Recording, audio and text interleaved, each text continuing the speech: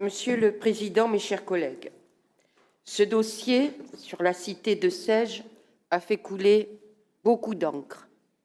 Notre propre groupe est intervenu pour alerter sur ce dossier et soutenir les habitants qui étaient dans l'action. D'abord, une remarque sur la méthode. La première fois que cette question a été traitée, quelques lignes dans le dossier InnoCampus. Autant dire que les conditions ont été créées pour que les élus de cette Assemblée ne puissent pas s'emparer de la question. Une démolition de plus de 400 logements noyés dans un dossier d'aménagement économique urbain. Cela prouve le sens du courage de ceux qui initiaient ce dossier, un sens aigu du débat démocratique. Deuxième remarque sur la méthode et la concertation. Certes, les habitants n'ont pas respecté les canons de la concertation, mais ils se sont exprimés pour leur refus de ce projet, notamment à travers une pétition initiée par la CNL. Là, c'est la méthode qui prend le dessus sur le contenu du dossier, comme quoi il semblerait qu'il y ait une vraie capacité d'adaptation des porteurs du projet. Sur le fond, nous sommes face à un vrai débat de société et de la place des catégories populaires dans nos villes. Oui, il existe de vrais problèmes dans les quartiers populaires. Oui, l'incivilité dégrade le vivre ensemble. Oui, des trafics se développent au pied des immeubles et des tours. D'une part, la vie dans les quartiers, ce n'est pas que ça. C'est aussi la convivialité, la solidarité et la création.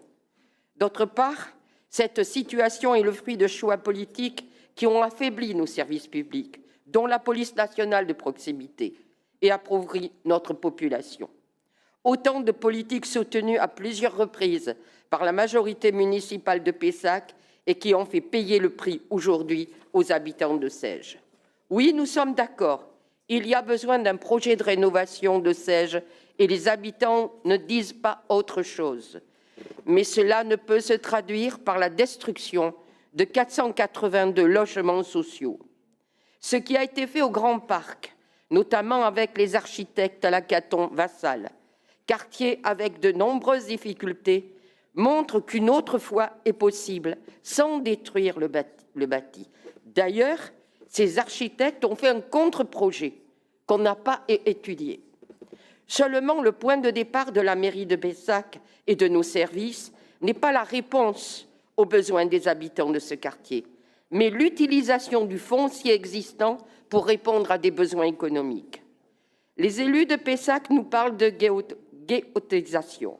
Ils ont raison, mais peut-être devraient-ils s'inquiéter du manque de mixité de certains quartiers résidentiels de leur ville.